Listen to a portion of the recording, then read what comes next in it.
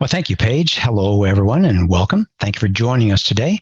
It's a pleasure to have you with us to polish your ability to make wise decisions.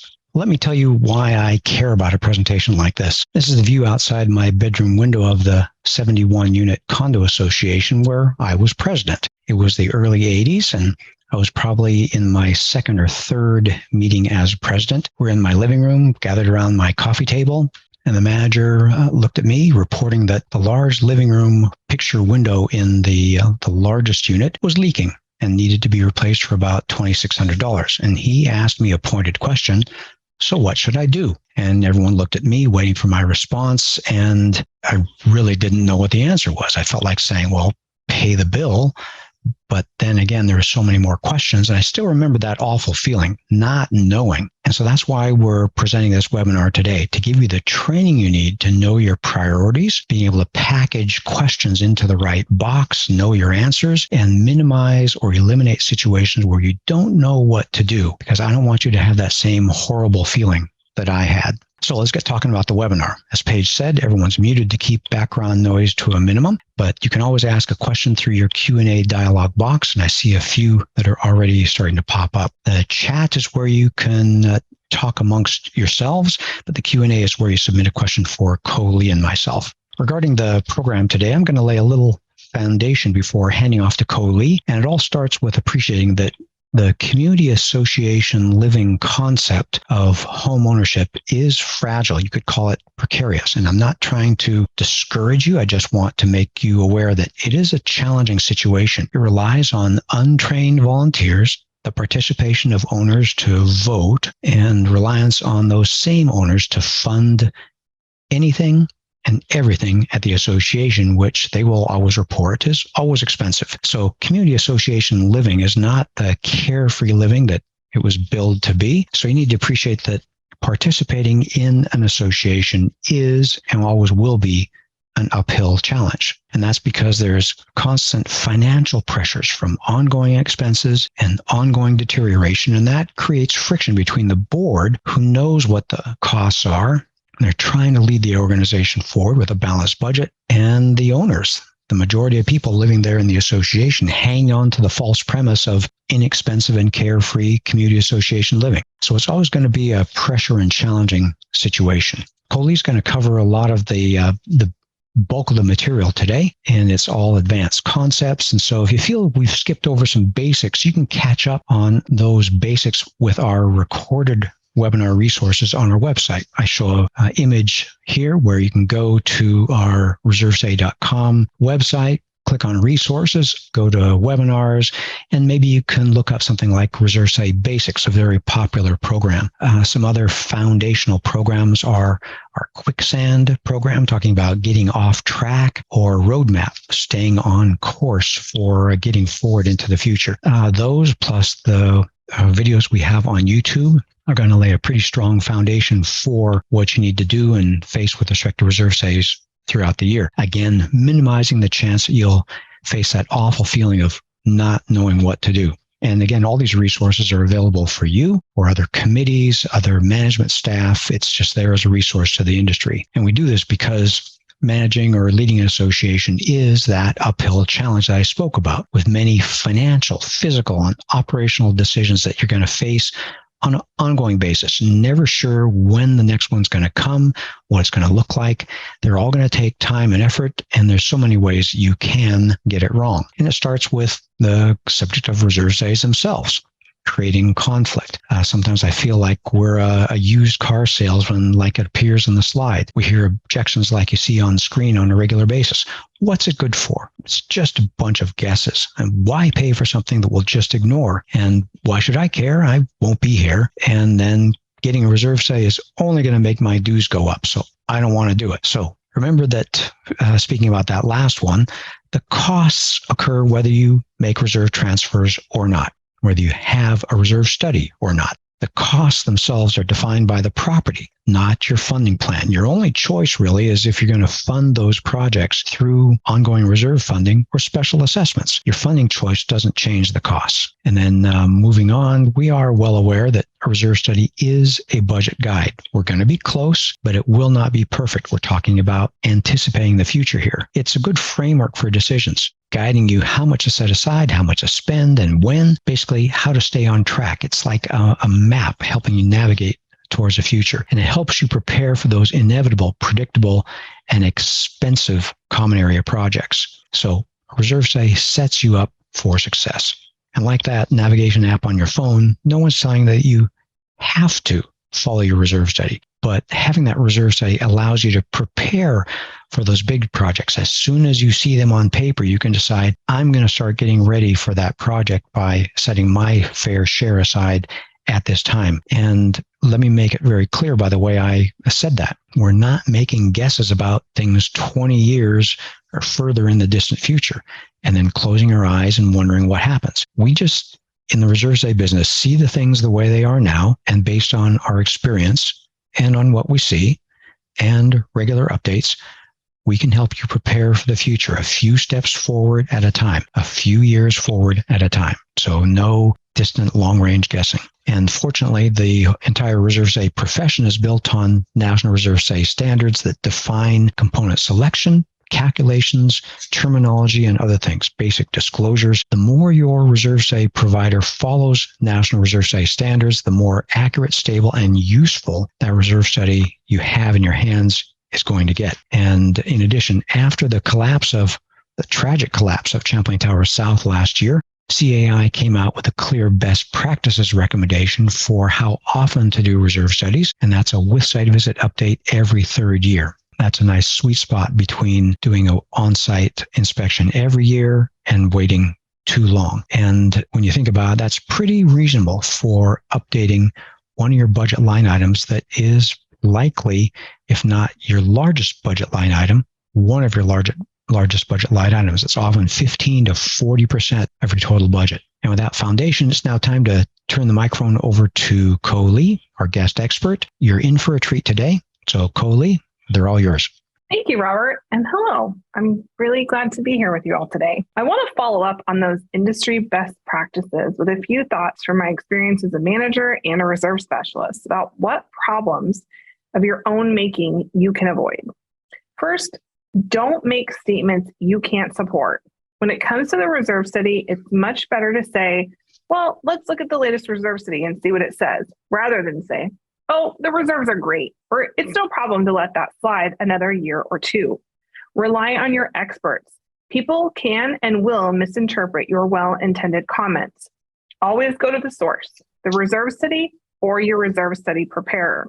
Secondly, dated information is not very helpful. Think of your reserve study like you do a banana or an avocado. They are perishable. Update your reserve study and get fresh information. Everything from 3 years ago is so out of date, it's missed the whole last 2 years of inflation. And boy, have we seen that this time more than anything. Thirdly, delaying projects. While it may feel like not spending the money saves money, remember that in most cases, doing the project on time is a good idea. Cost overruns that are common when you wait too long happen. Things of a high cost, like a roof leak caused by delayed replacement of the roofs or having to replace deteriorated fencing or siding instead of just repainting it, makes these costs go up. The board's job is to maintain the common areas, not let things slide into disrepair. Everything is expensive, but the cost of home ownership is part of paying all of these costs. Be careful. Don't spend reserve funds on non-reserve projects. Make sure anything you spend on reserves is either listed as a component or has been cleared by your reserve study preparer. It may seem like no big deal, but a few $100 or $1,000 here or there really adds up and prevents you from having enough money to get your true reserve projects done. Reserves are not a miscellaneous savings fund for whatever you want to accomplish. Reserves were collected specifically for reserve projects. If your association is in a cash flow crisis and needs to borrow from reserves, commit to restoring that cash to the reserve fund and raise your assessment so the operating fund can stand on its own. We want to make sure that small items like a plumbing bill or plant replacement are not being just taken from reserves because there happened to be a leak or the board members would like to put new plants in.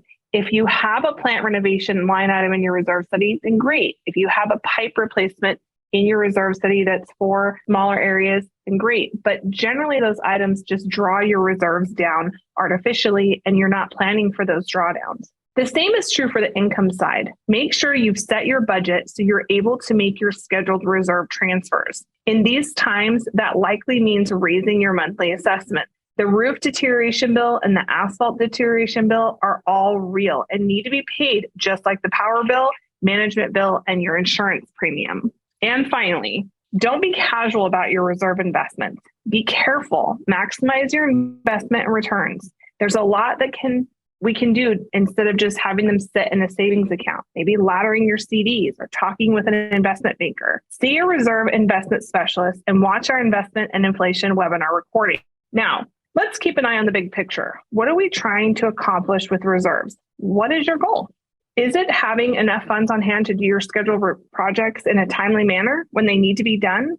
Robert talked about not spending reserves carelessly, and this is what it's all about. And the next point, how do you win at reserves? Just like most games, the score is based on numbers. You have a plan that's based on income and expenses.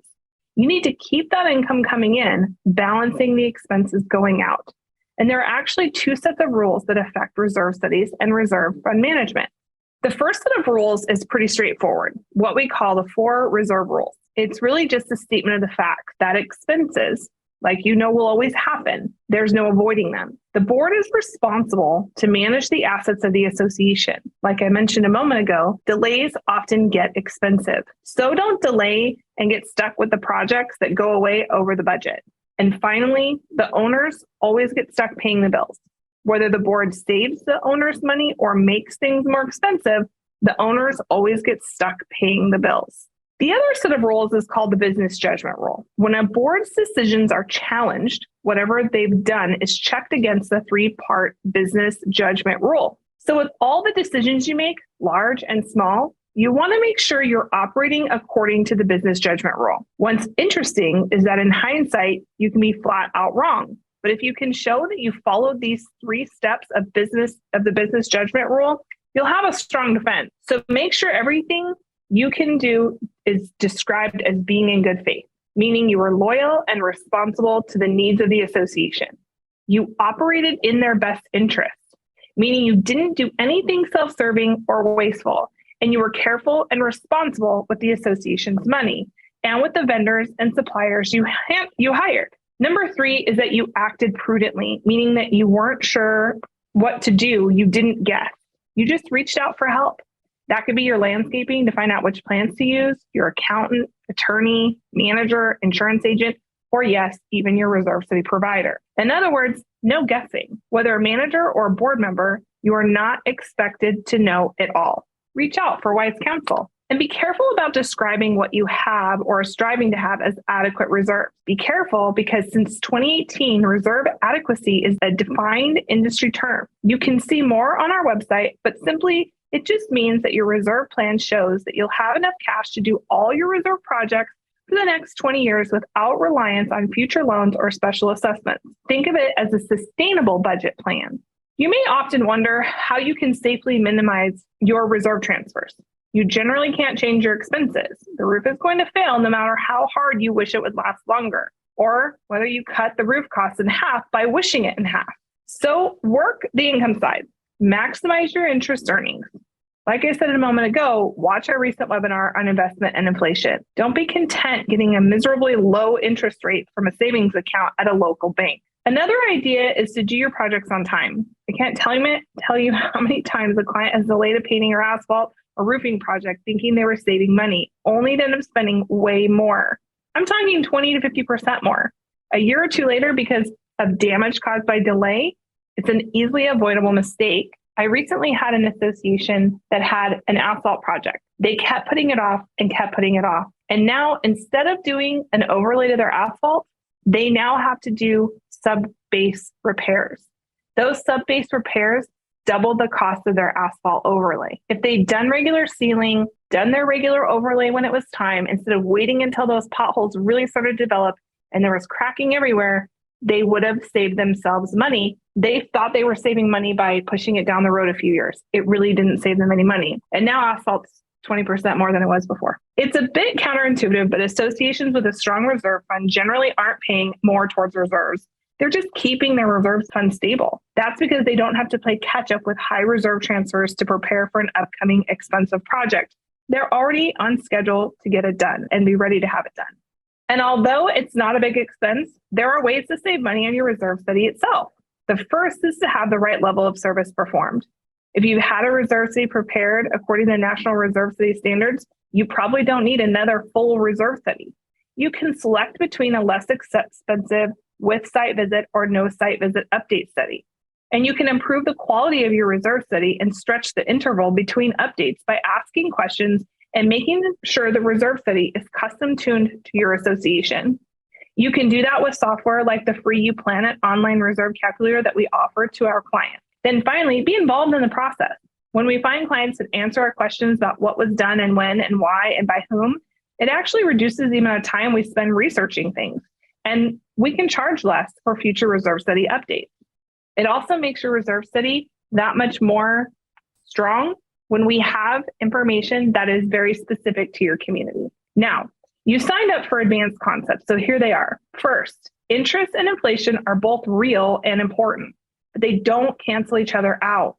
And that's because interest is earned only on reserve funds you have on deposit, but inflation causes the entire value of your components to grow. For instance, you might have $80,000 in your fund earning interest, but you might have $800,000 total value of reserve components increasing with inflation each year. I talked about the danger of delaying a project, but let me emphasize it again here. There really is very little value in delaying a project. The expense is still there. Delaying a project doesn't have a measurable effect on reducing your reserve fund obligation. We demonstrate this on other webinars. It's just not worth it. And getting all worked up or frustrated about the question of operating or reserves, it's not a big deal. A $5,000 pool heater is just as expensive to the owners, whether it's paid in operating or reserves. We cover the issue in other webinars, but the bottom line is that there is no effect on the cost to a homeowner, whether it's paid from their right pocket or their left pocket, operating or reserves. One way or another, you need to collect to fund the items so they can be spent. And by all means, think ahead and take advantage of ways to save money by doing projects together. If you need to paint your trim, paint your ironwork at the same time. If you need to seal your asphalt, perhaps paint your red curbs at the same time. And if you're replacing the furniture in your clubhouse, consider replacing the carpet, repainting the walls at the same time. If you combine projects and save the company time, it often saves your association some money. Now, a few clients have voiced some concerns that they don't want to inappropriately influence the process. They want a good reserve study and don't want to influence the outcome. No worries on that. I've done hundreds of reserve studies. I know the National Reserve Study standards, and it's our company logo that goes on the cover. We welcome all of your suggestions and insight into what's happened and when and why. And we know when to dig in our heels and keep our independence. Nobody twists our arms. Now, let me take a moment to go over some best practices with respect to your reserve funding plan. First, it's in your best interest, and you'll have the most success communicating to homeowners if you characterize reserve funding as offsetting ongoing deterioration. It's a current bill like any other bill in the association. Nobody is paying for something 5, 10, or 20 years in the future. All you're doing is offsetting current deterioration a month at a time. If you do that, the future takes care of itself. Reserve funding is not optional. Deterioration never takes a day off. So your funding should never take a break. The funding plan we design is custom to your association, steady and smooth, just like what is recommended in the National Reserve Study standards. Make sure you update your reserve study regularly so any funding plan adjustments are as small as possible. But if you're way behind, no worries. We'll develop a multi-year plan, like an exercise plan, that will strengthen your reserves so you are prepared. And the last topic I'll cover before Robert wraps things up is helping you understand some of the nuances of what you're getting in your reserve study. First, how far ahead will we be looking in estimating component expenses? The answer is that at least 20 years of projected income and expenses are required by the National Reserve Study standards. But the real answer is that we will capture all the significant, reasonably predictable projects that are in your future. So if you just put a new roof on that has a 40-year design life, we'll include that in your reserve study. There is no magic 30-year limit. As I mentioned a few times, the importance of updating your reserve study. So what influences your decision how often to update your reserve study? First, in preparing over 70,000 reserve studies, we've learned that we only touch a client's reserve study every 5 years. It's pretty much a rescue mission. So much has changed about the component's life and costs and the reserve balance that sometimes that update is almost like a brand new reserve study. The component conditions, cost, and reserve fund balance has little resemblance to our previous plan. And for those associations who hire us every third year, we generally characterize those reserve studies as adjustments. Finally, another category are those clients that hire us every year. In almost all of those cases, the results are just minor tweaks. Their reserve funding plan just plain never gets off track because they're paying attention to it on a very regular basis. In addition to my impressions, let me give you some numbers. The associations that hire us every 3 years instead of every 5 have 8.3% fewer special assessments than the 5-year group. And that's simply because they've got 2 fewer years of drifting off their original plan. And finally, associations that update their reserve study annually have 35% fewer special assessments than the once every 5 years group. Again, that's just because they are regularly adjusting their plan, never drifting off of it. Coley, thanks very much. You caught me a little bit by surprise because I was just taking notes. I know this material, but it's fun to hear someone else present it. And there comes the last slide. I was just plain listening and enjoying the good teaching. Well, thank you for the great insights. To those of you who've heard some of our other webinars and heard us say it's a good idea to update your reserve study annually, that 35% is a fantastic number. If you want to drop your special assessment risk, just stay on track by updating your reserve study regularly. That's just a fantastic thing. As we talk about new things and advanced concepts, I want to make sure you've caught up with what we released in 2020 to help you with your budgeting overall. Historically, you received depending on how far you go back, and the majority of you have been in the industry 6 years or more, based on our original survey. Historically, you received your reserve study as a printed document or a PDF. And since 2020, we've also made it a live computational tool. Getting the finished reserve study is no longer the end of what we do for you. Now you can actually go in, get your fingers in it, and test changes to projects on your component list, either the cost or the timing of the project, or you can change your starting reserve balance, or you can see what happens if you fund reserves at a rate less than we recommend, or you can see how your funding needs drop if you increase the amount of interest that you're getting on your reserve funds on deposit. It's kind of like having a flight simulator software for your reserve study.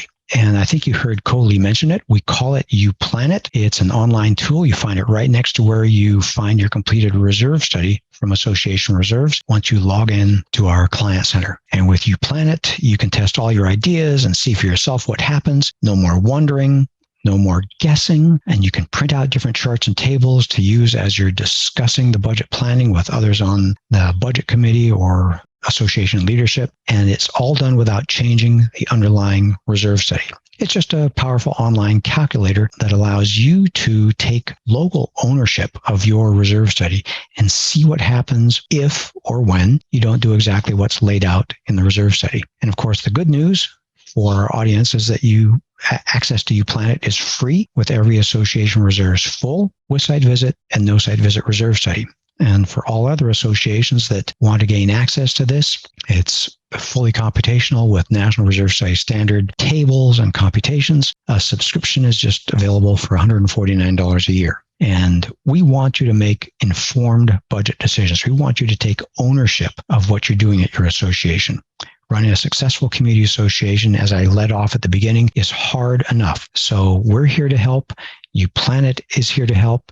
And we want you to be able to design a plan that works well for your association, getting you successfully to the future and not crashing and burning, being surprised. So let me draw this presentation to a close by making sure you know where to go for more information. First, Like I introduced at the beginning of our webinar, we have a deep library of recorded webinars on our website, and you can subscribe to our YouTube channel to see all the new programs that we release. And second, remember to fill out the end of session survey. Everyone who does that will get an email with a link to the recording and answers to all the questions from today's program that we didn't have a chance to answer while we're live here online. So I have a lot of homework to do before it's released next Wednesday. And of course, there are trade organizations with luncheons and programs pretty much everywhere in the country where you can learn from speakers and others in the audience, helping you avoid mistakes and reinventing the wheel. And that includes your manager. Someone at the management company, perhaps dealing with other associations, might know the answer to your question. They're a great resource. And finally, if you like this program and would like us to do some in-house training for your multi-site management company, by all means, send us an email. We're in the business of helping you have success. And so if you could use some training so your staff can be sharp, effective, represent your brand name well, and wants to be time efficient in discussing budget things or developing budgets for their associations, just let us know and we'll be there, because the choices you make create your future. Yours is either going to be a place like this Aspen Creek condos where they're not ashamed to mention we are sloppy and disorganized and mismanaged, or choices you make could result in your place being more like this, well-maintained and on the way towards a safe and secure future. And all starts by going to reservestudy.com and finding all the resources that we've mentioned. At the top right of our homepage, you can click on a link to get a no obligation proposal for your property. And if you'd like to get invitations to future webinars like this one, then just scroll down to the bottom of any page and enter your name and email, and you'll get an invitation and a notification of future webinars.